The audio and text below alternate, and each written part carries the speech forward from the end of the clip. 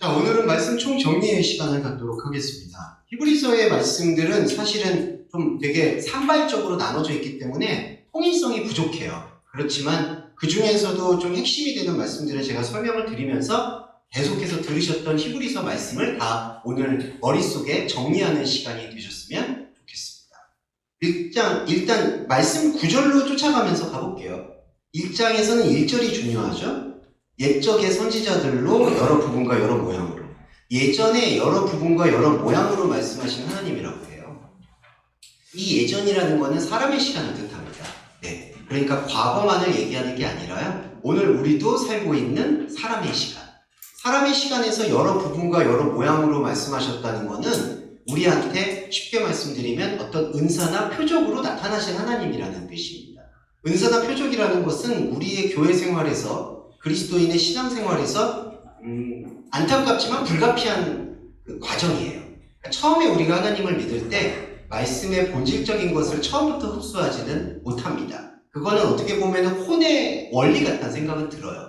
나는 누구인가 하나님을 알고 싶다. 그리고 내 가족이라든지 내 사람들이 아픈 거에 대해서 너무 아파하고 어떻게든 잘 해결되면 좋겠다라고 해서 마음과 뜻을 다해서 기도하는 마음, 이런 게 사실은 혼의 파편이에요.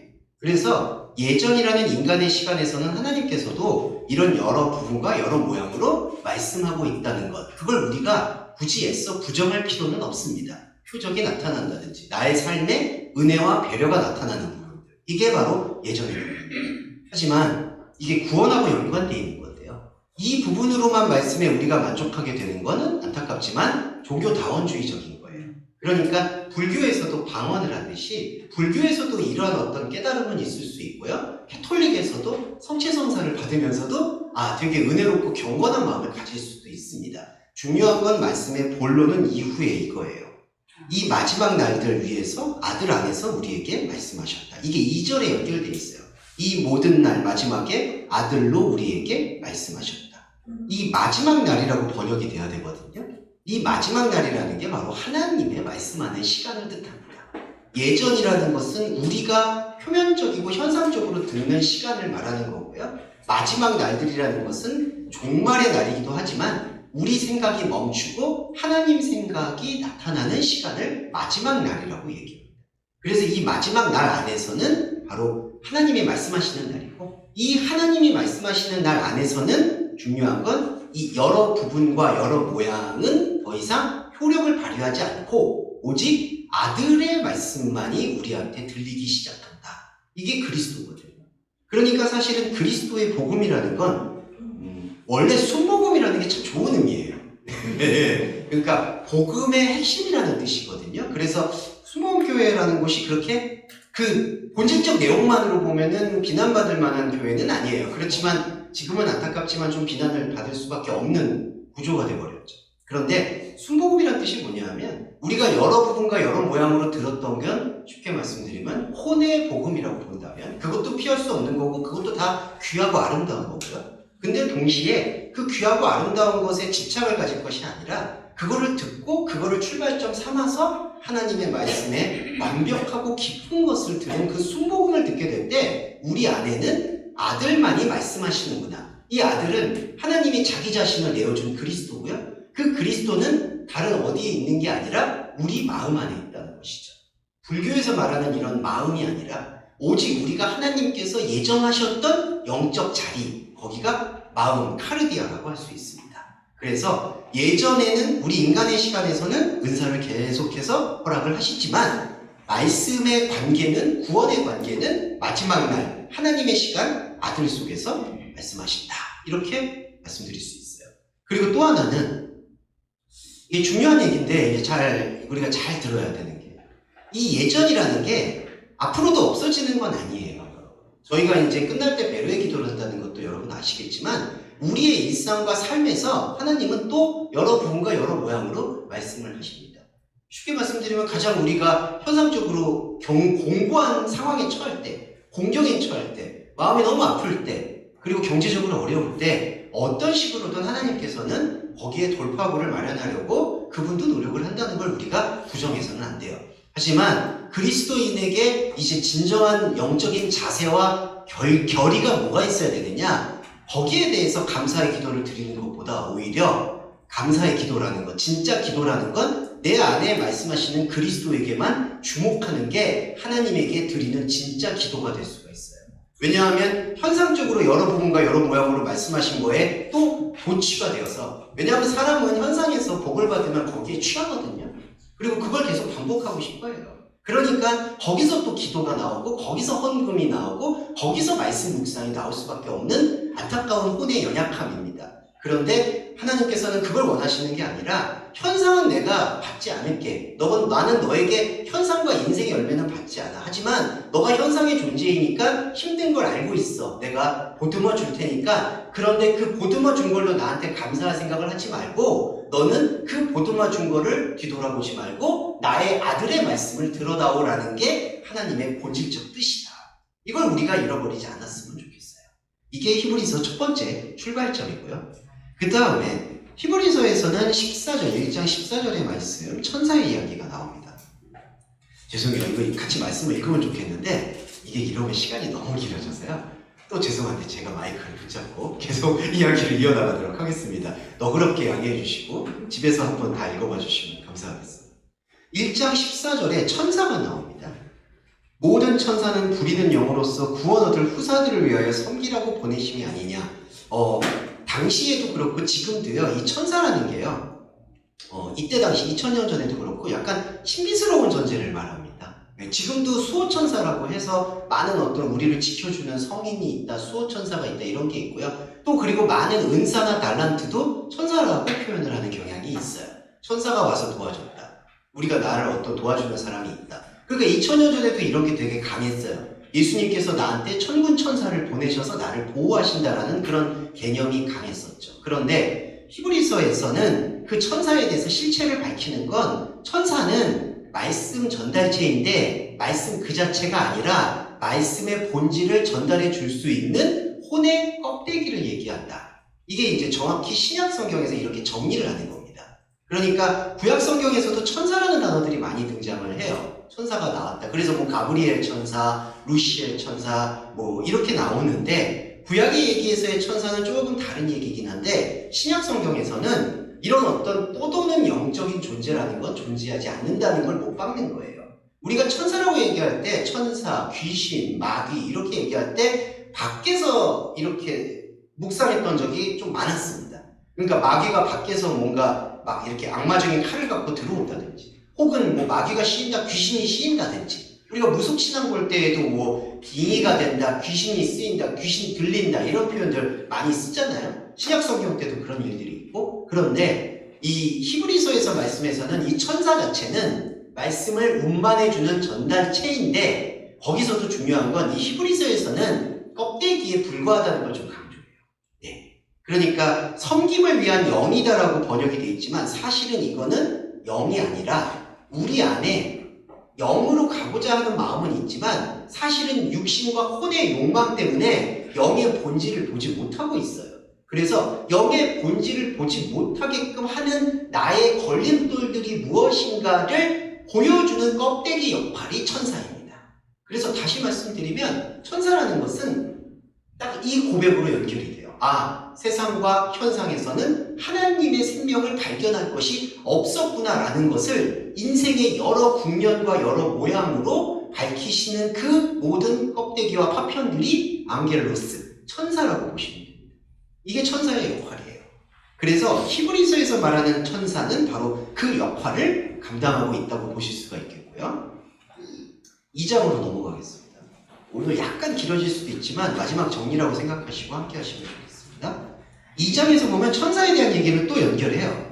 천사들은 근데 여기 한글 번역에서 천사로 하신 말씀이 견고하게 되어 범죄와 순종치 아니함이 공변된 보응을 받았다. 뭐 이렇게 나오는데 이 말씀의 좀 뜻을 좀 풀어드릴게요. 모든 범죄와 순종치 아니함이라는 것은 일단 뭐냐면요. 모든 엇나간 것과 주변으로 들은 거예요. 그러니까 여기서 불순종이라고 되어 있는 건요. 불순종이라는 뜻은 딱 풀어보면 순종하지 않았다는 뜻만이 아니라요. 불순종의 본질은 듣지 않았다. 혹은 제대로 못 들었다예요. 순종이라는 단어가 사실은 들었다라는 뜻입니다. 그러니까 그리스도인의 신앙생활은 제대로 듣기만 하면 되는 거예요. 쉬워 보지만 이게 상당히 어렵습니다. 왜냐하면 우리 생각의 결박이 워낙 강하기 때문에 하나님 말씀의 뜻을 들으려고도 하지 않고 제대로 식별하지도 않아요.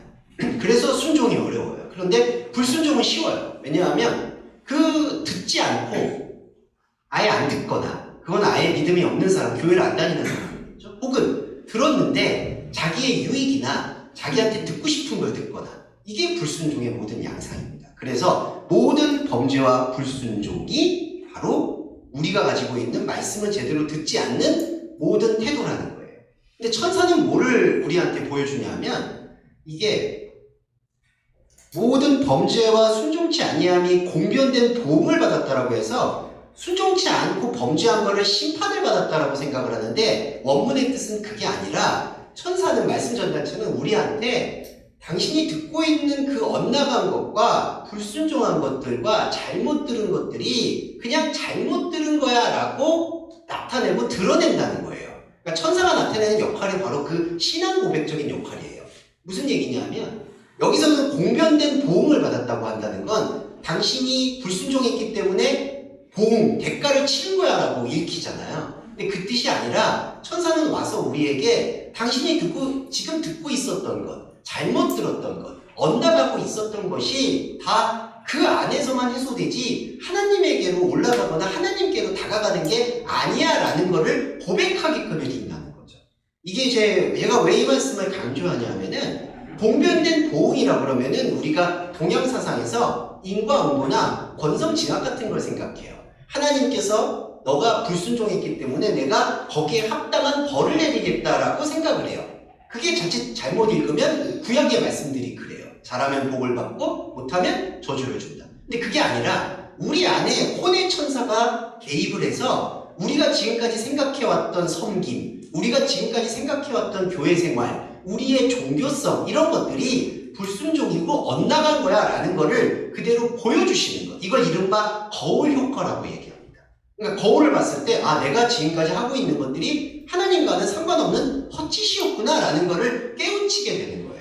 여기에는 감정적으로 죄의식이나 후회가 들어가는 게 아니에요, 여러분. 그냥 천사는 그걸 보여주고요. 그걸 보여주면 여러분 복음이에요.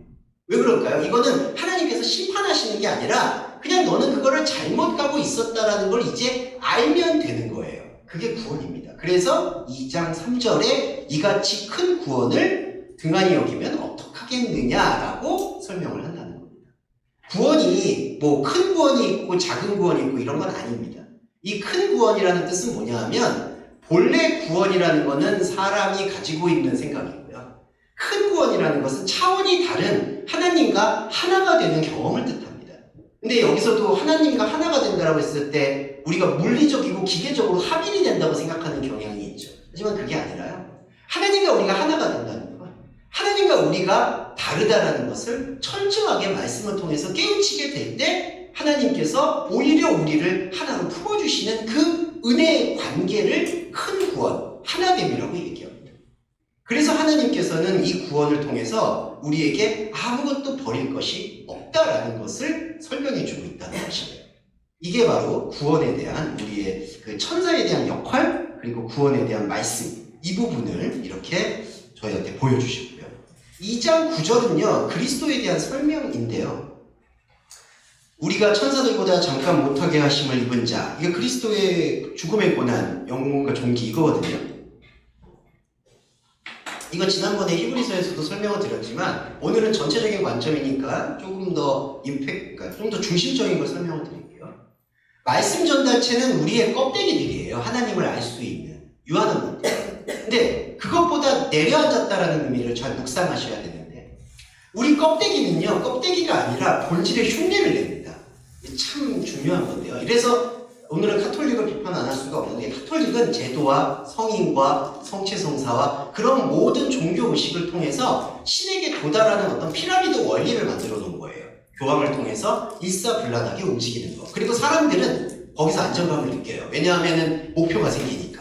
가장 높은 곳에는 교황님이 계시니까 일단. 그러니까 그게 국가나 제도나 사회나 모든 거에 이렇게 다 영향을 받는 거예요.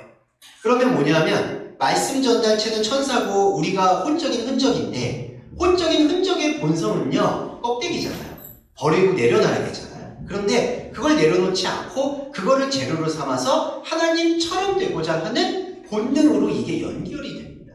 그러니까 그리스도인이든 그리스도인이 아니든 교회를 다니든 교회를 다니지 않든 우리가 가지고 있는 인생살이에서는 자기가 내가 언제 하나님처럼 되고 싶어요 라고 부정한다 그래도 하나님이라는 이름이 없어도 그 사람 안에는 혼의 껍데기가 있기 때문에 항상 어떤 본질이 내가 본질이야, 내가 핵심이야, 내가 중심이야 라고 생각하는 욕망이 있다는 거예요. 그게 위로 향하려는 욕망이에요.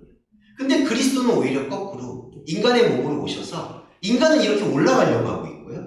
그리스도는 내려앉아요. 보다 못하는 것을.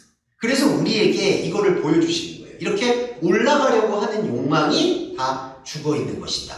그래서 죽음의 경험이라는 게 우리가 죽어있는 모습을 그분이 대신 보여주시는 거예요. 그러니까 사실은 안타깝게도 짐승도 아닌 게 우리가 하나님의 본질적인 세계에 눈뜨지 아니하면 안타깝게도 사실은 짐승이라는 건 우리의 반려동물은 이런 어떤 혼적인 그 연계망이고 은혜인데 그게 아니라 우리가 나는 짐승과 달라 라고 주장을 한다든지 아니면 나는 사람 중에 가장 높은 사람이야 라고 얘기한다든지 그런 모든 욕망으로 살아가고 있는 사람들을 죽어있다라는 것을 선포하는 게 십자가의 고백이라는 거예요. 그러니까 사람에게서는 이 올라가려는 욕망 이게 단순히 그런 어떤 이렇게 상승이나 승진이나 명예에 대한 욕망만이 아니에요. 또 자기를 자학하고 자존감을 하락시키고 나 벌레만도 못하다라고 얘기하는 것도 욕망이에요. 우리가 그 두 개를 다 묵상하셔야 돼요. 그러니까 나는 되게 높은 곳으로 올라갈 거야 하는 것도 욕망인데 또 반대로 나는 이런 어떤 현실 세계가 너무 귀찮고 힘들어. 저런 욕심 부리는 사람들과는 다른 삶을 살 거야 라고 얘기하는 것도 안타깝지만 그 굴레의 연속이에요. 사람은 그거를 통해서 자유를 얻을 수 없습니다. 사람은 어느 자리에 위치인지 그래서 바울이 종에 있든지 주인에 있든지 그게 중요한 게 아니다라고 얘기한 게 여기에 있는 거예요. 종이 해방이 된다고 해서 주인이 됐다고 해서도 그때 근심은 똑같고요. 주인이 종이 돼도 근심은 똑같습니다. 그렇기 때문에 그런 선악과 논리를 완전히 깨우치는 건 죽음의 선포가 필요한 거예요. 우리 삶은, 우리 인생은, 우리 현상은 말씀 전달체를 하나님처럼 높여드리려고 하는 그 순간 이미 죽어있는 것이고 앞으로도 죽은 것이다. 그거를 보여주시는 게 바로 하나님의 보내신 자 그리스도의 십자가라는 거죠. 이게 2장의 말씀이고요. 자, 3장으로 넘어가면 자 이제 예수를 깊이 생각하는 장입니다. 그런데 3장 8절과 10절에서 우리가 구약 말씀에서 한 가지 확인하셔야 될 게 있죠. 노하심을 격동하여 광야에서 시험하던 때와 같이 너희 마음을 강폭하게 하지 말아라. 거기서 너희 열조가 나를 시험하여 증언하고 40년 동안 나의 행사를 보았다. 그러므로 내가 이 세대에 노하여 이르되 이렇게 얘기를 해요. 우리가 이 말씀을 이제 깊이 묵상을 해야 될 필요가 있는 게 왜냐하면 3장 1절에 예수 그리스도를 깊이 생각하라고 했는데 이 깊이라는 거는 우리가 생각하는 차원으로만 묵상하지 말라는 뜻이에요. 자, 그러면 이 말씀이 이제 우리한테 구약 성경을 읽는 중요한 문을 열어주는 건데요. 무슨 뜻이냐? 자, 너희 마음을 강팍하게 하지 말아라. 그리고 내가 이 세대를 노하여 이른다. 10절에서는 하나님이 화자, 1인칭이 돼서 내가 이 세대를 도와서 노하여 이른다. 이렇게 얘기하잖아요. 근데 중요한 거는 결론적인 걸 말씀드리면 하나님이 노하는 게 아니라 우리가 가지고 있는 그 꺼지지 않는 불꽃이 스스로 하나님을 만들고 그 하나님이 나를 노하고 있다라고 생각한다는 거죠. 그러니까 이게 아주 기괴한 이 인간의 욕망인데 무슨 뜻이냐면 사람은 불이 있어요. 그게 이제 하나님처럼 되고자 하는 거예요. 그 불이 근데 하나님을 만들어요. 네. 그래서 모세가 처음에 시내산에 갔을 때 불이 있고요. 그 다음에 하나님이 보여요. 이거는 솔직히 첫 시작점인 거예요. 그 다음부터의 모세의 사역은 그 불을 끄는 거예요. 그러면서 참 하나님이 보이기 시작하는 과정이에요. 우리도 마찬가지예요. 불을 만들어요. 우리 안에 불이 있어요. 그래서 불이 근데 하나님을 끌어내요. 근데 이 하나님이 어떤 하나님이냐? 안타깝지만 본질의 하나님이 아니라 껍데기의 하나님인 거예요. 이걸 엘로힘이라고 얘기할 수 있어요. 그러면 엘로힘이 들어와서 엘로힘을 통해서 우리는 뭘 묵상해야 되느냐? 광야가 아닌 걸 묵상하는 게 엘로힘의 껍질을 깨고 여호와 하나님, 여호와 엘로힘으로 등장하는 거예요. 이게 무슨 뜻이냐면 하나님께서는 출애굽을 해서 광야를 보내셨는데 사람은 그 광야가 가나안이 아닌 걸로 알아요. 하나님께서 또 어디 좋은 곳을 예비하셨다라고 믿어요. 근데 하나님께서는 그런 곳은 없다고 얘기를 해요. 사실 하나님이 모세한테 만나서 계속 주는 말씀이 그거예요. 여기가 광야, 여기가 광야다, 여기가 가나안이다. 그러니까 가나안이라는 것은 다르게 갈 곳이 없다. 근데 사람은 계속 가고 싶어 해요. 그러니까 가고 싶어 하니까 뭘 또 만드냐면은 내가 가려면 어떻게 해야 됩니까? 부자 청년이 영생을 얻으면 어떻게 해야 됩니까? 라고 묻듯이 가려면 내가 어떻게 해야 됩니까? 내가 만든 하나님한테 물어봐요. 그러면 내가 만든 하나님은 어떻게 대답을 할까요? 너가 이러한 것을 지키면 들어갈 것이다. 내가 만든 하나님이 또 율법을 만들어요. 그러면 또 율법을 열심히 지켜요. 그러다가 열심히 못 지킬 것 같으면 그분이 노할 거라고 생각을 해요. 그러니까 찬미를 하는 것도 자기가 만든 우상이고요. 노하는 것도 자기가 만든 하나님이에요. 구약 성경에서는 이런 하나님이 지뢰밭처럼 많이 있습니다. 그래서 우리가 구약 성경을 읽을 때 신약 말씀, 예수 그리스도의 말씀을 통해서 읽어야지만 사실은 제대로 보일 수밖에 없는 것은 구약은 대부분 하나님이라는 단어가 나오면은 무조건 그 신존법이라고 해서 하나님이라는 그 단어가 나오면 무조건 주어로 올려요. 그러니까 문장이 그분이 주인이 돼야 되니까 주어로 무조건 올려요. 그게 하나님을 올리려고 하는 그 유대인들의 신성한 마음이에요. 그렇기 때문에 구약 성경에서는 하나님이 진노하셨다, 하나님이 몇만 명을 죽이셨다 이런 것들이 막 나오는데 그거는 잘 그리스도의 눈으로 구별해야 돼요. 그럼 여기서도요. 이 3장 8절과 10절에서도 여기 내가 노했다, 내가 이 세대를 통해서 노했다, 이거는 참 하나님이 노한 게 아니라 우리가 그렇게 지레짐작하고 두려워하면서 하나님을 죄의식으로 받아들인다는 거예요. 내가 잘못했으니까, 내가 죄를 지었으니까 하나님께서 나를 벌하실 거야. 그리고 제일 안타까운 건 그 벌을 받는 것을 당연한 숙명처럼 여긴다는 겁니다. 이게 잘못된 고난이에요. 하나님께서 우리 조상들이 잘못한 게 있으니까, 그리고 내가 죄 지은 게 있으니까, 이게 자범죄인데요. 이 자범죄를 내가 하나님께서 사야 되는데, 그래서 이상한 이론이 발휘된 거죠. 너가 나중에 죽어서는 구원을 받을 거야. 하지만 지금 이 세상에서 너의 조상과 너가 지었던 죄는 다 청산하고 가야 돼. 근데 이렇게 해가지고 뭔가 이거를 당연한 걸로 받아들이고 계속 죄를 씻으려고 한다는 것.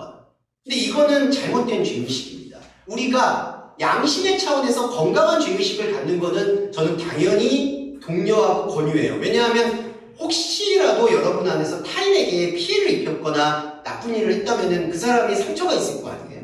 그거는 사실은 평생 가지고 가야 됩니다. 그리고 누군가가 여러분에게 상처를 입혔을 때에도 그거를 용서를 한다, 용서를 하지 않는다 그렇게 생각하지 마세요. 기독교에는 그걸 용서한다, 용서하지 않는다가 아니라 그냥 여러분 마음이 계속 그 미움을 품고 있으면 힘드니까 털어버리고 흘려버리는 거죠. 교회에서 말하는 용서는 그게 아니에요.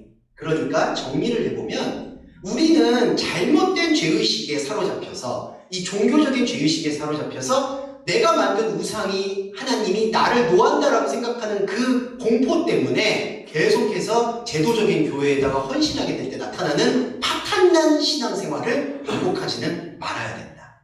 반대로 양심에서 나타나는 건강한 죄의식을 또 반대급부처럼 나는 거기서 자유로워졌으니까 아무렇게나 살 거야 라는 것에 있어서도 자기를 컨트롤해야 된다. 이게 진짜 참 그리스도인의 살아있는 신앙생활인 것이죠.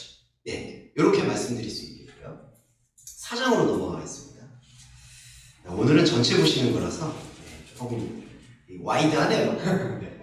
4장으로 넘어가면 이제 이 중요한 구절 좀 말씀드리고 싶었어요. 하나님의 말씀은 살아있고 운동력.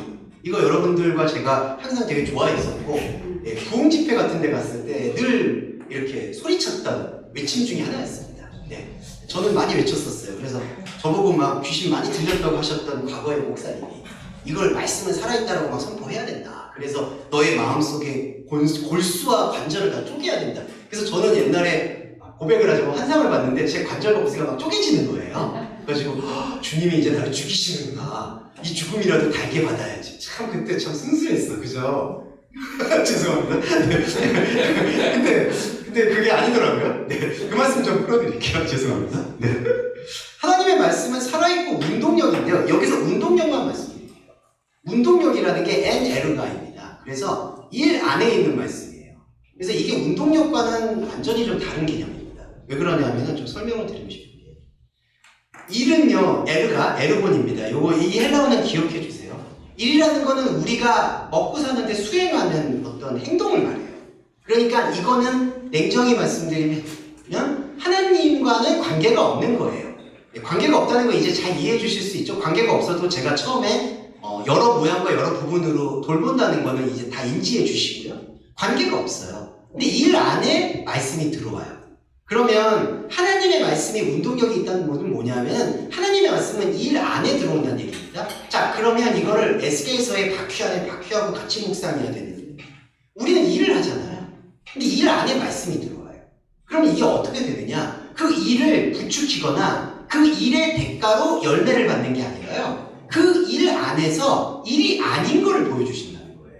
그러니까 에너지라는 이 운동력이라는 뜻은 단순히 에너지, 그냥 운동력이 있다, 살아 움직인다는 뜻이 아니라요.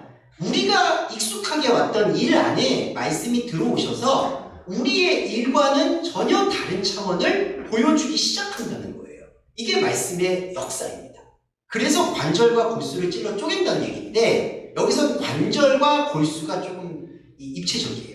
관절은 뭐냐면 일이에요. 그러니까 우리가 이 관절은 뼈거든요. 그래서 뼈를 움직인다. 우리가 뼈가 삭는다라는 표현들 많이 하잖아요. 이게 몸을 움직이고 머리를 쓰는 거를 관절이라고 상징해요.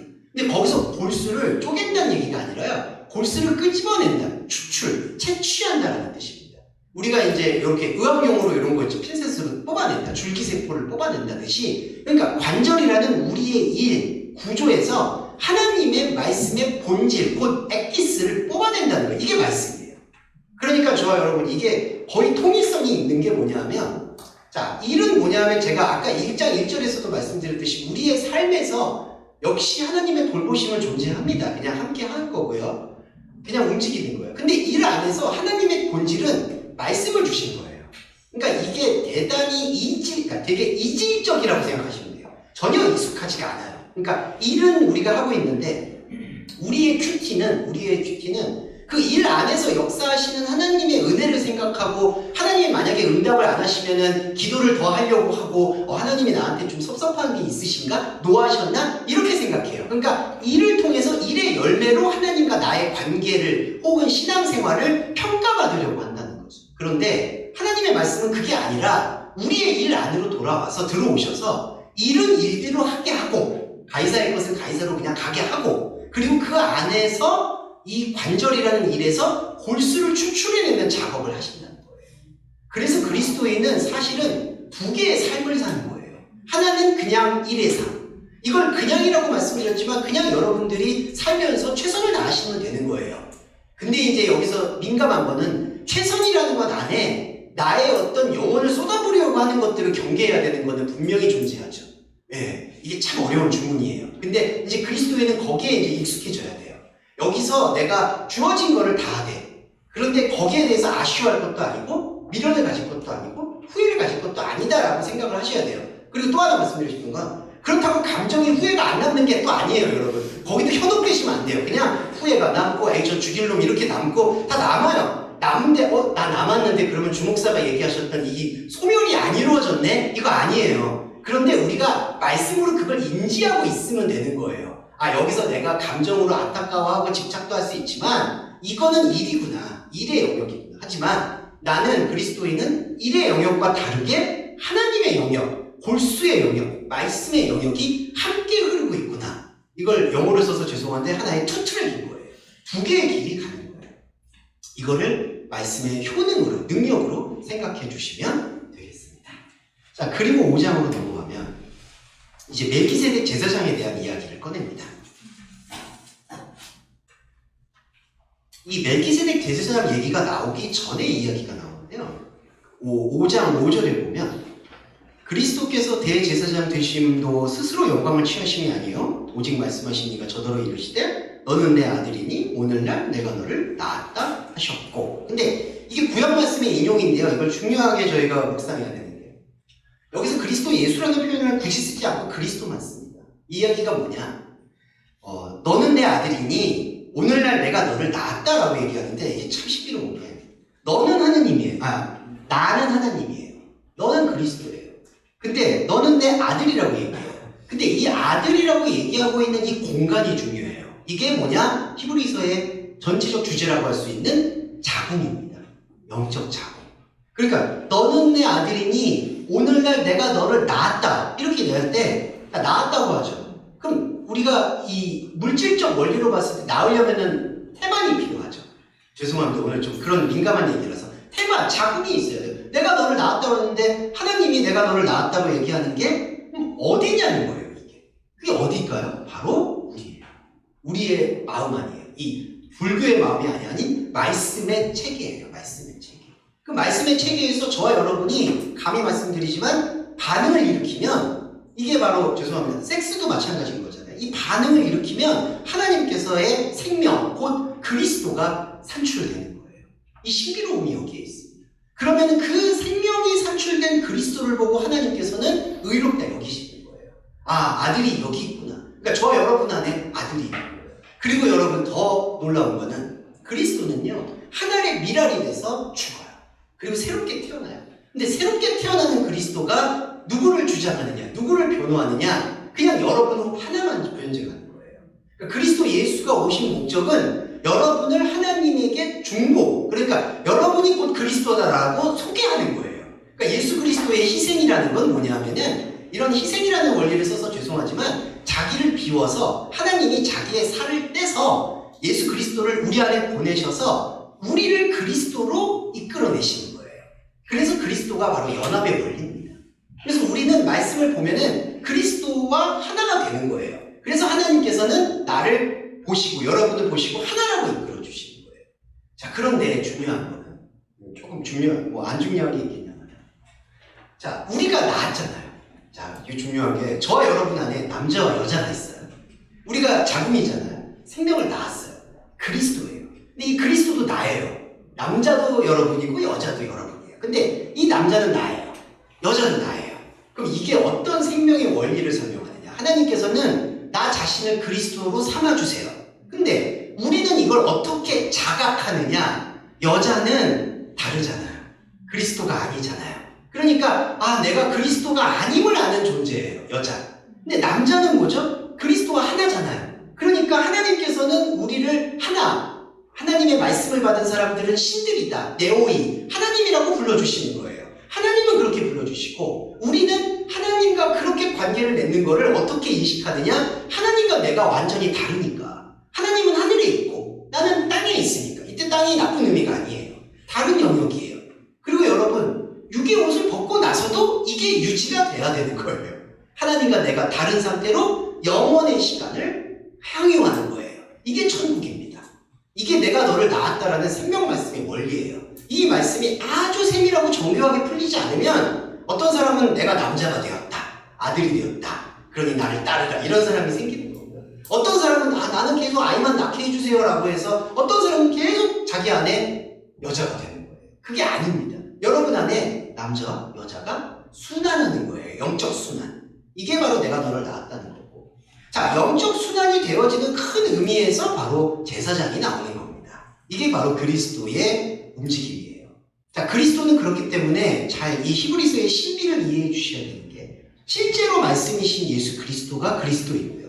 그 그리스도를 말씀을 우리의 마음 안에 품어서 생명이 산출된 걸 저와 여러분이 말씀으로 독임하죠. 확인하게 되면 우리도 그리스도예요. 기름 부은 겁니다. 그런데 우리가 그리스도라는 걸 고백하는 원리는 무엇이냐? 우리는 그리스도가 아닌데 하나님께서 우리가 그리스도임을 확인해 주셨다라는 이 생명의 고백, 이게 바로 제사장의 고백이고, 그렇기 때문에 여러분, 멜기세덱 대제사장이라는 그 개념은 바로 우리 안에 일어나는 제사장입니다. 그래서 이제 루터가 이런 원리의 파편 속에서 만인 제사장서를 내세운 거예요. 그러니까 교황을 통해서만, 그때 당시에도 교황이나 주교나 신부를 통해서만 고해성사나 성체성사를 받을 수 있다는 것을 깨우친 게, 모든 사람은 제사장이 되어야 된다는 게 루터의 뜻이고, 그 루터의 뜻을 말씀 안에서 좀 더 깊이 풀면 저와 여러분 모두가 제사장인데, 이 제사장은 어떤 개념이냐? 옛날처럼 예배를 드릴 수 있다, 그러니까 목사가 아니라 평신도도 성찬식을 할 수 있다, 이런 뜻하고는 관계가 없이, 지금 만인 제사장은 뭐냐? 여러분 안에 생명을 낳을 수 있는 자궁도 있고 여러분 안에 하나님께서 그리스도라고 삼아주신 남자도 있다는 것이에요. 이게 제사장의 원리입니다. 여러분이 그거를 이제 유지하는 게 바로 생명의 원리인데, 6장 가볼게요. 자, 그런데 6장에서는 이게 등장해요. 오늘 조금 길어집니다만 7장까지 보고 쉬었다 할게요. 4절하고 7절에 보면 이거 있죠? 성령 회방과 거의 비슷한 거죠. 한 번 비춤을 얻고 하늘의 은사를 맛보고 성령에 참여한 바 되고 하나님의 선한 말씀과 내세의 능력을 맛보고 타락한 자들은 다시 새롭게 회개할 수 없다. 이렇게 얘기를 해요. 그래서 이거를 우리가 시간적으로만 생각하면 한 번 구원 받았고 막 은혜를 받았는데 타락하면은 더 이상 답이 없다. 이렇게 얘기하는 경향이 있는데 이거는 잘 묵상을 해주셔야 되는 게 한 번 비춤을 받았다는 얘기는요. 냉정하게 얘기해서 한 번으로 끝내고 싶어하는 사람의 욕망을 든다는 거예요. 네, 한 번으로 끝나나요? 이게 그렇지가 않죠. 그리고 이 한 번이라는 것 안에는요, 2번, 3번, 4번, 5번도 다 끌려 들어옵니다. 이게 무슨 얘기냐? 바로 사람은 시간의 노예이기 때문에 어떤 목적과 목표를 줘야지 그게 해결되는 거라고 믿는 게 혼의 본성이에요. 그래서 한 번 비춤을 맛보고 구원을 얻었다고 생각하고 싶어 하는 것은 한 번으로만 끝나고 싶어 하는 게 사실은 아니라 계속해서 한 번, 2번, 3번, 4번 이렇게 해서 자기의 목표를 채우고 싶어 하는 그 욕망을 말하는 거예요. 그렇기 때문에 한 번 비춤을 얻고 하늘의 은사를 맛봤다는 건 진짜 은사, 진짜 생명의 권세를 맛봤다는 게 아니라 그냥 자기가 그렇게 생각한다는 거예요. 아, 나는 하나님의 비춤을 받았어. 나는 하나님의 은혜를 받았어. 그리고 타락했다는 거예요. 근데 이것도 뭘까요? 이 타락도 사실은 말씀과는 상관이 없는 거예요. 자, 중요한 건요. 아까도 말씀드렸지만 하나님이 아닌 내가 세운 우상으로 은사를 받을 수가 있어요. 제가 아까 불교 말씀도 드렸지만 다른 종교에서도 최근에도 한국에 이제 이슬람 사원이 인천에 크게 짓는다는 소문이 있던데 그 사람이 왜 불교에서 이슬람으로 개종했냐면 신비처음이 한두 가지가 아니에요.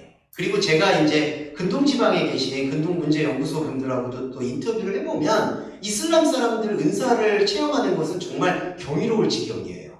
그래서 참 말씀드리기 송구하지만 그 17이나 15살 되는 학생들이나 아이들이 폭탄 테러 같은 거 하잖아요. 그 전에 진짜 신의 음성을 듣는다고 하더라고요. 그러니까 의심의 여지가 없는 거예요. 내가 너를 하늘에서는 백보자 앞에 앉게 해주겠다. 코란에서도 백보자가 나오거든요. 알라의 옆에 앉게 해주겠다. 실제로 들린대요. 그러니까 폭탄 테러가 가능하다고 저는 봐요. 그냥 사람들이 선동해서만은 아니라고 봐요. 그러니까 이 은사라는 부분은 상당히 두렵고 무서운 부분이에요. 그런데 우리가 이 말씀의 본질적인 것과 연관이 없는 상태에서 내가 예수 그리스도의 흔적, 그냥 겉의 흔적을 받았는데 은사를 얻게 된다. 이러면은 우상의 하나님을 세우는 거거든요. 그런데 우상의 하나님은 반드시 타락시켜요. 네, 참 이상해요. 네, 반드시 타락시켜요. 왜냐하면요. 자, 우상의 하나님을 만들어서 내가 기쁨을 얻었고 평화를 얻었다. 이거는 상대적인 거예요. 그러니까 나는 기쁨을 얻었고 너는 불행해. 그러니까 우리가 상담을 할 때도 아, 당신 얼마나 불행하세요. 나의 기쁨과 행복을 나눠드릴게요. 기부를 할 때도 아, 당신은 정말 나는 그래도 잘 살고 있잖아요. 이 정도면 그래서 5,000원, 10,000원을 기부할게요. 자, 이게 다 상대적인 거예요. 그러니까 한 번 비춤을 받았다는 게 우상숭배로 비춤을 받을 경우에는 이게 상대적인 아, 나는 불행했는데 이 비춤을 받아서 기쁨을 얻게 됐어. 우리가 안타깝지만 10주 팔고 간직을 하게 될 때 이 상대적 원리가 작동을 해요. 참 예전에는 힘들고 어려웠는데 하나님을 만나서 기쁨을 얻었습니다. 근데 이런 어떤 아까도 제일 처음 말씀드렸던 현상적인 하나님의 배려는 그냥 흐르는 건데 그거에 대해서 의미를 부여하고 우상을 만들게 되면 반드시 타락한다는 거죠. 그래서 이 6장 6절에서 말하는 다시 새롭게 하여 회개케 할 수 없다는 뜻은 뭐냐 하면 회개할 기회가 없다는 뜻이 아니라 이런 그 굴레 속에서는 회개를 하는 것이 아무 의미가 없다는 걸 얘기하는 거예요. 그러니까 여러분 여기서 타락했다가 다시 돌아간다고 한들 지금 보시면 우상의 쳇바퀴잖아요. 난 여기서 타락했으니까 이제 기회를 받아야 돼. 다시 그래서 뼈를 깎는 노력으로 다시 구원을 얻었다고 생각하면 또 그 우상의 하나님에게 한 번 비춤을 받는 거예요. 이게 아주 굴레가 돼요. 그리고 10절 말씀은 지난번에도 말씀드렸지만 한글 번역과 정반대예요. 하나님은 불의치 아니하사 너희 행위와 그의 이름을 위하여 나타낸 사랑으로 이미 성도의 섬긴 것과 이제도 섬기는 것을 잊어버리지 않았다. 근데 번역 성경과 이 원어 성경은 반대의 개념입니다. 하나님은 불의하지 않기 때문에 너희의 일과 수고와 섬기는 것을 잃어버리신다라고 얘기합니다. 그러니까 거꾸로 해요. 하나님은 너희의 일과 수고와 섬기는 것을 기억한다라는 게 아니라요. 너희의 일과 수고와 섬기는 것을 반드시 잃어버리신다라고 합니다. 왜냐? 우리의 일, 알고 보니 뭐죠? 우리가 그냥 주어진 거예요. 이건 나중에 껍데기이기 때문에 내려놓는 거예요. 하나님께서 거기서 왈가왈부하게 되면은 그거는 하나님이 정말 종스러운 존재가 되는 겁니다. 왜냐하면 우리가 했던 선행, 우리가 했던 기도, 우리가 했던 신앙생활 그걸 가지고 뭐 이렇게 사랑을 준다, 은사를 준다, 천국에서 더 많은 상급을 준다. 그 상급론이 그렇죠. 근데 그게 아니라는 거예요. 하나님은 불의하지 않기 때문에 의만 생각하기 때문에 우리가 일어나고 있는 이 일을 카운트, 계수하지 않는다는 거예요. 이거 저희한테 진짜 은혜입니다. 저는 여러분들은 모르시겠지만 저는 자범죄가 워낙 많은 사람입니다. 이렇게 얘기하면 무슨 범죄자처럼 보이지만 자범죄의 그 센시티브한 면을 들어가면은 정말 그래서 제가 아까 소설책 신간된 것도 되게 얘기하기가 부끄러운 거예요. 너무 막 막장 같은 거야 내용이. 근데 저는 이제 변명을 하자면 우리 사회 모습이 그렇다라는 걸 얘기하고 싶어서 하는 건데 근데 자칫 잘못하면 그거를 너무 즐기는 사람처럼 이렇게 느껴지는 거죠. 그래서 자범죄가 너무 많기 때문에 여러분들은 안 그러시겠지만 제가 제 일과 수고와 섬기는 게 하나님께 기억된다라고 하면은 저는 정말 견디기가 어려운 거거든요. 그런데 하나님께서는 정말 공의로우셔서 우리 안에 있는 의, 그게 뭐였죠? 그리스도의 말씀입니다. 그 말씀만 카운트하겠다는 거예요. 그러니까 그분의 집요한 사랑의 흔적을 우리가 거부할 수 없다. 여기에 대해서 말씀을 드리고 싶어요. 이거에 대해서 허무하게 생각하지 않으셨으면 좋겠어요. 어떤 분들이 자꾸 그거를 허무주의로 받아들이시는데 아니에요. 그 허무주의도 선악과의 일종이에요. 왜냐하면 하나님께서 내 삶이 의미가 없다고 말씀하셨으니까 그냥 내가 함부로 살아야지. 그거는 죄송한 말이지만 함부로 살고 싶었던 그 마음의 욕망을 그대로 실현하는 것밖에는 안 돼요. 그래서 그 부분은 이미 저와 여러분은 넘어섰을 거라고 확신하기 때문에 넘어가도록 하겠습니다. 그리고 7장을 보고 8장 부분을 좀 쉬었다 할게요. 자, 7장이 중요한 건 이제부터 제사에 대한 아예 의미 자체를 바꿉니다. 제사는 뭐냐 하면 12절에 볼게요. 제사 직분이 변역한 즉 율법도 반드시 변역된다. 이 얘기예요.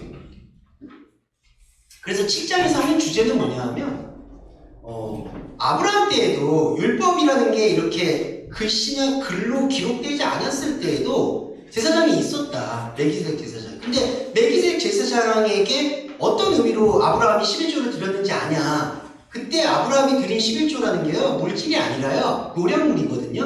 노량물을 드렸다는 거는 자기의 일의 무용함, 그러니까 자기의 일의 쓸모없음을 고백하는 게 11조예요. 그러니까 11조라는 게 원래 10분의 1이라는 뜻이 아니라 10번째라는 뜻인데, 10번째라는 것은 히브리어 게마트리아에 의하면 사람의 인생 전부를 뜻해요. 그런데 하나님에게 인생 전부를 드린다는 뜻은 뭐냐 하면은 반대 개념, 완전히 역설적으로 보셔야 되는 게 우리 인생 전체를 바친다는 얘기가 아니라 우리 인생 전체가 하나님 앞에서 한 줌의 재, 한 줌의 향밖에는 없다. 그러니까 무의미하다는 것을 고백하는 게 11조예요. 그래서 멜기세덱 제사장이 족보가 없다는 거예요. 의미가 있으려면 족보가 있어야 돼요. 사람은 이 족보라는 거는 사람이 뭔가 흔적을 남기는 거를 족보라고 얘기하거든요. 그래서 유대인들은 유대 족보를 되게 중시하죠. 우리 동양에 있는 한국도 단일민족이라고 족보를 중요시하죠. 그러니까 족보예요. 근데 하나님께서 아브라함에게 보내셨던 멜기세덱은 족보가 없어요. 그 얘기는 이 족보가 없다는 것은 인생에서 아무것도 놓고 갈 것이 없다. 하나님께 기억될 것이 없다는 뜻을 얘기하는 거예요. 그러면서 저와 여러분이 제사장이라고 아까 말씀드렸잖아요. 근데 이 제사장이 아까 제가 루터 얘기를 하면서 루터가 감히 말씀드리자면은 많이 제사장은 얘기했지만 제사에 대해서는 그냥 보존한 거죠.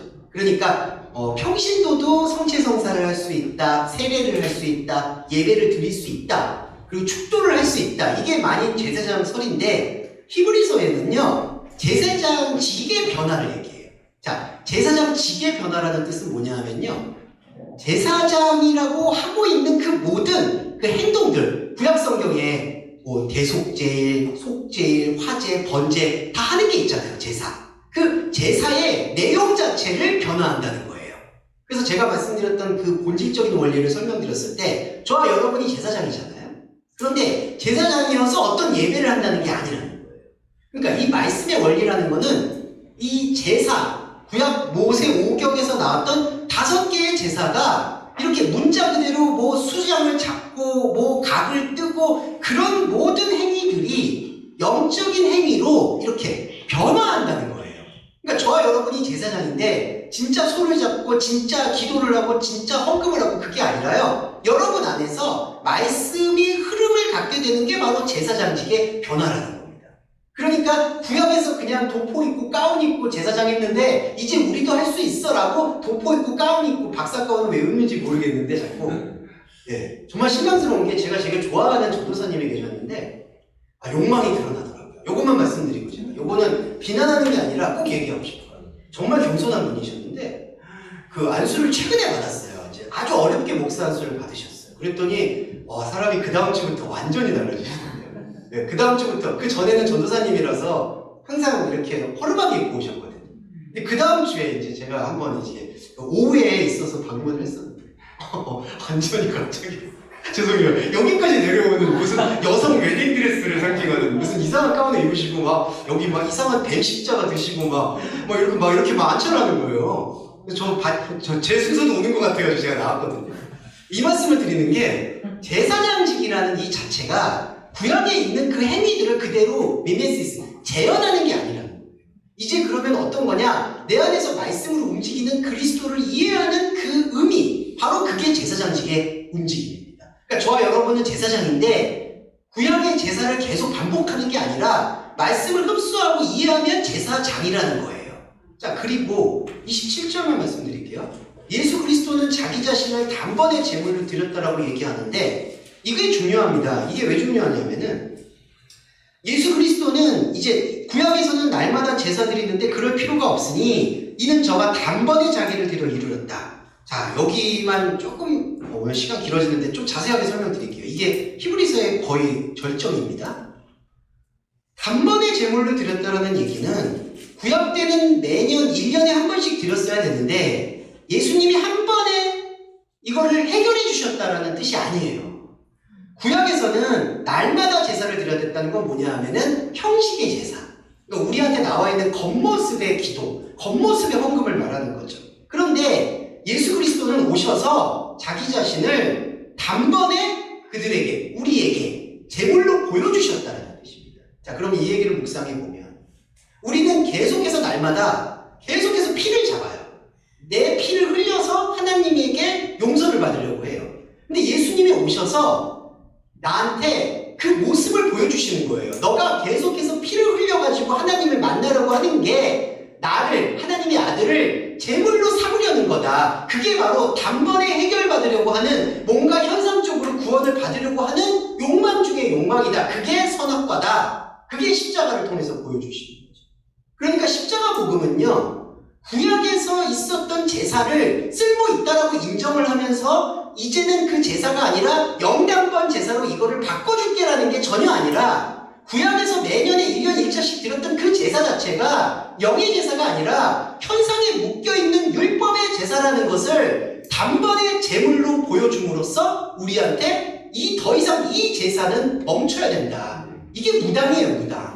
이 구파는 멈춰야 된다는 걸 보여준 게 십자가라는 거예요. 그래서 예수 그리스도가 자기 자신을 제물로 드렸다는 게 진짜 제물이 아니라요, 우리가 그만큼 피에 굶주려 있었다는 거예요. 예수라도 오면 잡아먹겠다는 거예요. 하나님의 아들이라도 오면 잡아먹어서 그 피로 내 죄는 사함을 받겠다라는 그 욕망이라는 거죠. 그 죄는 아니에요. 그러니까 예수님이 제물로 드렸다는 얘기는 정말 제물로 바쳐졌다는 얘기가 아니라 너희들이 그렇게 잡고 싶어 하는 게 바로 예수 그리스도다. 근데 이걸 잡는다고 무슨 의미가 있냐? 더 이상 이 제물은 없다라는 거를 선포하신 거죠. 근데 안타깝게도 그 제물이 계속해서 매 주일마다 나오잖아요. 계속 피가 소환되잖아요. 이게 우리가 조금 이 변곡점에서, 신앙의 변곡점에서 반드시 바꿔봐야 될 터닝 포인트다. 이렇게 말씀드리겠습니다. 8장 7절도 중요합니다. 첫 언약이 흠이 없었다면 둘째가 요구되지 않았다. 그 얘기는 잘 이해해 주셔야 되는 게 첫 언약이 흠이 있었다는 얘기가 아니라요, 언약이라는 것 자체를 흠이 있냐 없냐라는 생각하는 자체가 잘못된 거라는 거예요. 그러니까 이 인식을 좀 가지셔야 돼요. 그러니까 구약의 언약은 잘못됐고 흠이 있었기 때문에 둘째, 그러니까 첫사람 아담은 잘못됐으니까 둘째 아담이 온다. 로마서도 나중에 또 자세히 설명을 드릴 테지만 이게 첫사람이 흠이 있었기 때문에 둘째가 왔다는 얘기가 아니에요. 첫사람이 흠이 있냐 없냐라는 걸 생각했기 때문에 그리스도가 와서 이거를 풀어주셨다는 뜻으로 이해하시면 돼요. 그러니까 첫 언약이 잘못됐다, 흠이 있냐 없냐의 문제가 아니에요. 그래서 언약이라는 것 자체는 흠이 있냐 없냐라는 그 기준 자체가 없는 상태를 언약이라고 얘기합니다. 하나님과 여러분이 제가 언약을 맺는데 그 언약에 이게 순수한 언약이야, 이건 더러운 언약이야, 그렇게 얘기하는 것 자체가 그 선악과를 말한다는 거예요. 선악과는 결핍과 충족의 관계거든요. 그러니까 결핍이 뭐죠? 흠이에요. 내가 요것만 지우면은 뭔가 될 것 같아. 그게 선악과예요. 선악과의 악은 선의 결핍이고요. 선악과의 선은 악의 완성이에요. 그러니까 둘 다 악이에요. 큰 의미로 보면. 네. 그래서 첫 언약이 흠이 없었다면 둘째가 요구되지 않았을 것이다 라는 얘기는 첫 언약을 흠이 있냐 없냐로 생각하는 것 자체가 잘못된 것이다. 이렇게 말씀 볼 수 있겠고요.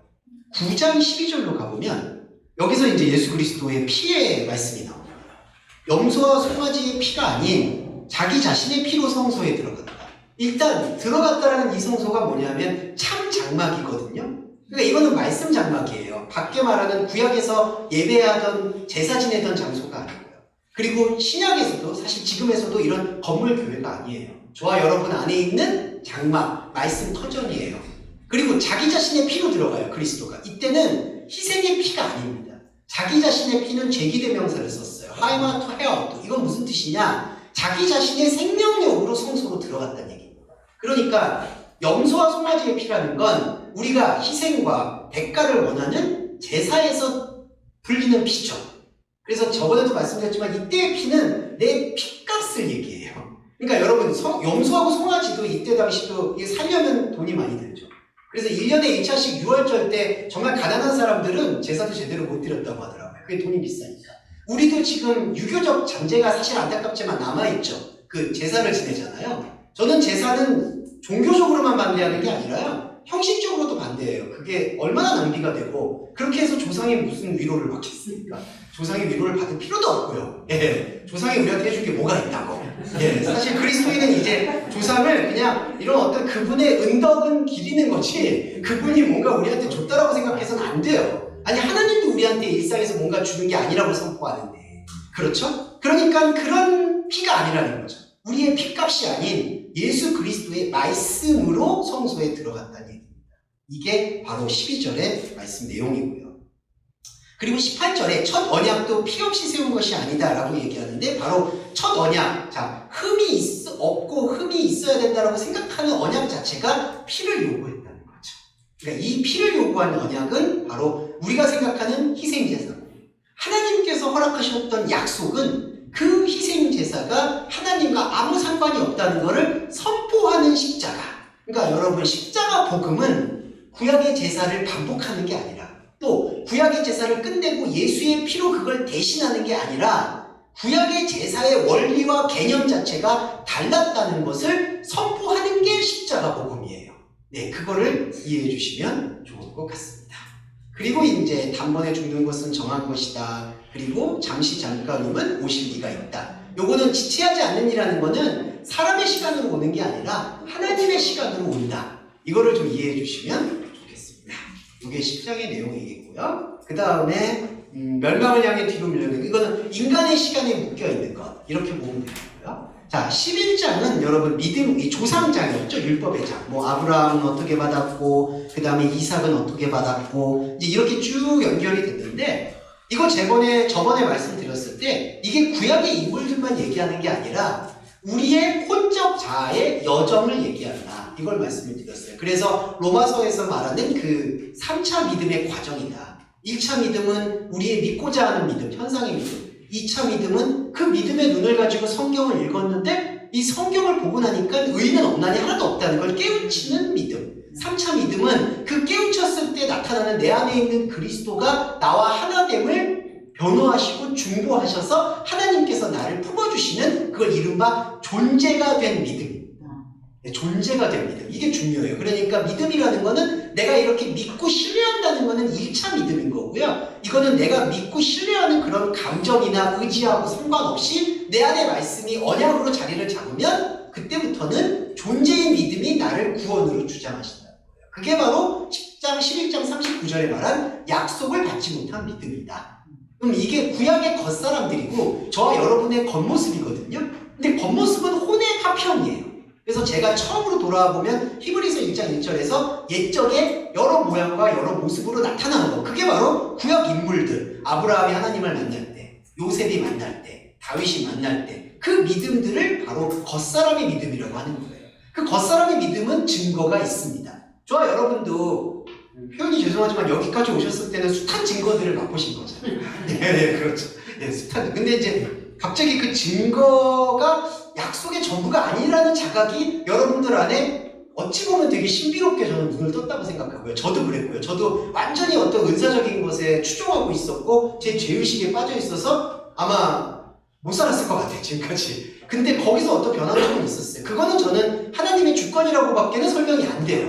그거는 우리가 각자 여러분들이 걸어가고 있는 길에서 1차 믿음에서 2차 믿음으로 이 뒤집히는 단계를 설명하기는 좀 어려운 것 같아요. 그런데 뒤집힘이 있었고 나와서 이 증거만이 아니라 약속의 믿음, 곧 존재의 믿음이 우리 안에 있구나라는 사실을 말씀으로 확증하게 되는 움직임이 나온다는 거죠. 그게 바로 여기 보시면 11장 39절에 구약의 인물들은 다 믿음으로 말미암아 증거를 받았으나 약속을 받지 못했다. 이렇게 얘기하는 겁니다. 그래서 구약 사람들은 뭐 구원을 반쪽 받았고 신약 사람들이 완전 받았고 뭐 이렇게 주장하시는 분도 있어요. 근데 그거는 잘못된 거고요. 역사와 상관없이 우리 안에도 아이메시지이기 때문에 구약의 모든 인물들은 여러분의 모델이고 여러분의 표상이에요. 여러분 안에 사라가 있고 아브라함이 있고 다윗이 있다는 겁니다. 사무엘이 있고 한나가 있고요. 그렇게 묵상하시면 좋을 것 같아요. 예. 그리고 이제 12장으로 넘어가면은 12장 13절은 믿음의 권면인데 징계에 대한 얘기를 하고 있는데 제가 그때 힘줘서 말씀드린 건 이 징계가 교회에서 뭐 치리하고 교회 열심히 나오셔라 왜 이렇게 오랜만에 나오느냐 뭐 이렇게 얘기한다든지 그리고 교회 봉사를 왜 등한히 하시느냐 빨리 밥을 준비해라 권사님은 뭐 이렇게 그래서 저희는 그런 거 안 하기로 결의를 해줬습니다. 네. 정말 아니 왜 권사님만 준비해 또 그리고 청년분들한테는 야 저거 책상 날라라 운동회 준비해라 레크레이션 준비해라 청년분들한테 그냥 다 시켜요. 돈도 안 줘요.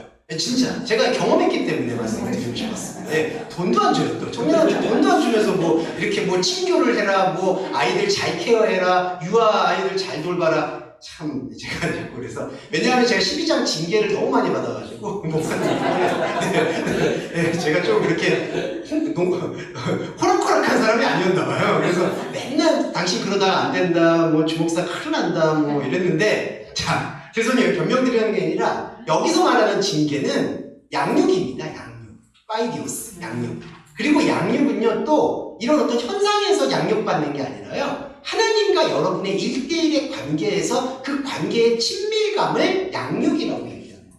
그게 모든 징계예요. 이 징계라고 번역된 거는 다분히 의도적이라고밖에 볼 수가 없어요. 교회의 질서를 잡고자 하는 의미 그렇습니다. 근데 그런 질서를 잡힌다고 해서 사실은 말씀에 깊은 거는 들어오기가 어려워요. 그렇기 때문에 여기서 말하는 징계는 양육이고 이때의 양육은 지금 이런 어떤 눈에 보이는 교육을 얘기하는 게 아니라 하나님과 여러분과의 1대1의 관계의 깊이와 심화를 얘기하는 거예요. 근데 이게 이 양육이 왜 어렵냐 하면은 원래 교육이라는 거는 시험을 보든지 학년이 올라가든지 학교로 진학하든지 눈에 보이는 가시적인 게 있어야 돼요. 그래서 여기서 보시면 모든 징계가 즐거운 것으로 생각되지 않고 슬퍼 보인다라고 적어놓은 게 즐거워 보인다는 얘기는 뭐냐면 가시적으로 확실하게 보이는 열매를 말하는 거예요. 그러니까 교육을 받으면 우리는 뭔가 교육을 받는 목적이 있잖아요. 좋은 대학을 가라, 좋은 직장에 취직을 해라, 좋은 작품에 출연을 해라 뭐 이런 식으로 그게 즐거운 걸로 양육을 해요. 근데 그리스도인의 양육은 그런 차원이 아니에요. 세상과는 관계없이 움직이는 차원이에요. 그러니까 여러분 안에서는 그 황홀함이 깊어질 수 있지만 여러분 밖에 있는 여러분의 겉사람은 이거를 즐거운 것으로 받아들이기가 어렵습니다. 그래서 제가 말씀드리는 거는 이 징계는 사실은 눈에 보이는 징계보다 조금 더 어려워요. 여러분 각자가 버텨내야 되는 신앙의 양식입니다. 네. 이거는 저희가 교회가 아무리 친교를 통해서 독려한다고 될 수 있는 문제는 아니에요. 좀 냉정하게 말씀드려 죄송하지만 저도 이제 최선을 다해서 여러분들과 같이 코이노니아도 나누고 교제도 하고 할 수도 있겠지만 그 교제의 기쁨은 잠깐이요. 여러분은 결국에는 혼자 골방에 들어가서 이 말씀의 양육을 받으셔야 돼요. 그 양육의 말씀의 양육은 누구한테 즐겁다고 얘기도 못해. 왜냐하면 그 얘기 했다가 뭐가 그렇게 뭐 즐거워? 그래서 뭐 열매가 나왔어? 뭐 이렇게 되잖아요. 아무것도 없어 솔직히. 그러니까 이 부분은 여러분 각자가 짊어져야 돼. 이런 게 십자가고 이런 게 제자입니다. 예, 그러니까 여러분 각자 해결하셔야 되는 거.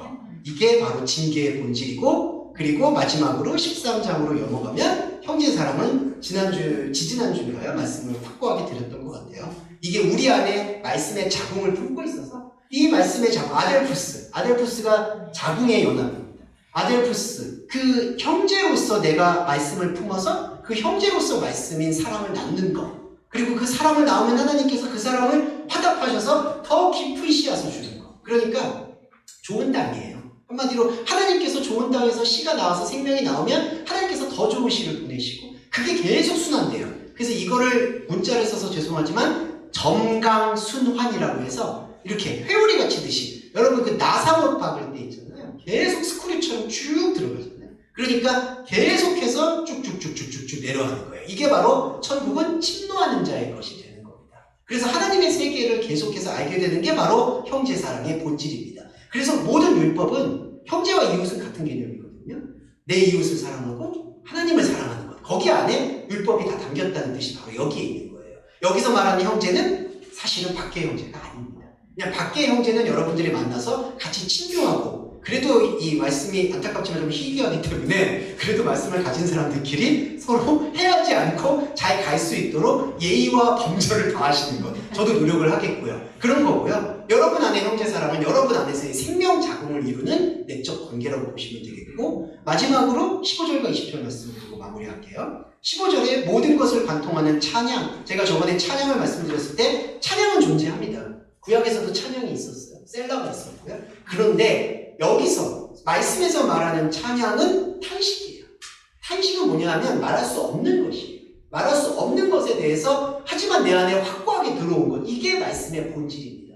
내가 다른 사람한테 쉽게 설명하기는 어렵지만 나는 부득불 말을 하지 않고서는, 내 자신한테 말을 하지 않고 복음을 전하지 않고서는 견딜 수 없는 것. 그게 바로 찬양이에요.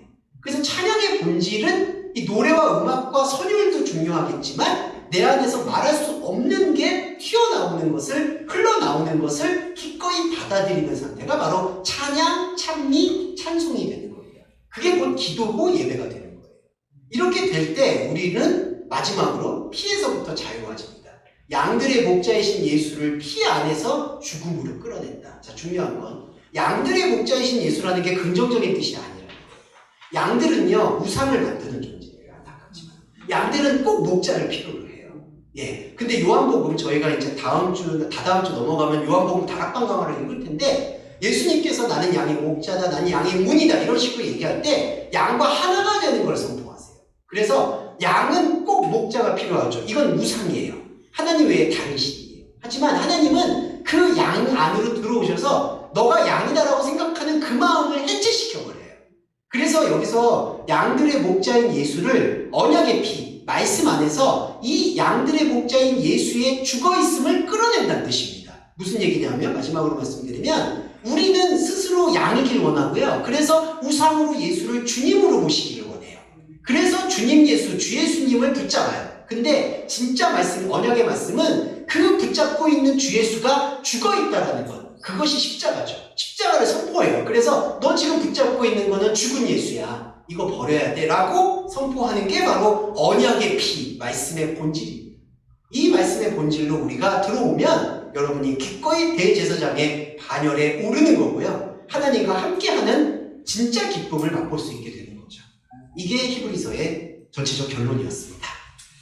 네, 시간 많이 뺏어서 죄송하고요. 네, 정리기도와 주기도문으로 이제 마무리하겠습니다. 살아계신 하나님, 당신의 의미 안에서 진정한 언약의 피를 깨우쳤습니다. 우리는 더 이상 당신을 제물로 드리지 않겠습니다. 십자가에서 보혈을 소비하고 낭비하지 않겠습니다. 우리는 오직 말씀으로 그리스도와 함께 하나됨을 선포하겠습니다. 하나님과 다르지만, 당신은 하늘에 있고 우리는 땅에 있지만, 하지만 하나님께서 나를 하나님이라 불러주시는 이 놀라운 역사를 언제까지라도, 천국의 깊이까지라도 끌고 갈 수 있도록 축복해 주심을 진심으로 감사드립니다. 하지만 하나님, 우리 동서말씀교회 교회 여러분들, 저를 포함해서 현상의 세계에서 많은 어려움을 겪고 있습니다. 물질적이고 경제적 어려움과 그 다음에 건강의 어려움을 겪고 있습니다. 그리고 무엇보다 사람과 사람 사이의 상처에 대해서 너무 아파하고 있습니다. 주님 도와주시기를 간절히 바라는 것은 우리는 연약한지라 이 현상의 움직임 속에서 흔들리게 되면 말씀을 보는 눈이나 시간이 현저히 줄어들게 됩니다. 하나님 바라옵기는 하나님께서 이 모든 현상의 일들을 잠잠케 하셔서 당신의 길을 온전하고 더 깊게 파고들 수 있도록 배려해 주시기를 간절히 언약의 말씀으로 소원하고 기도합니다. 예수 그리스도의 이름으로 기도드립니다.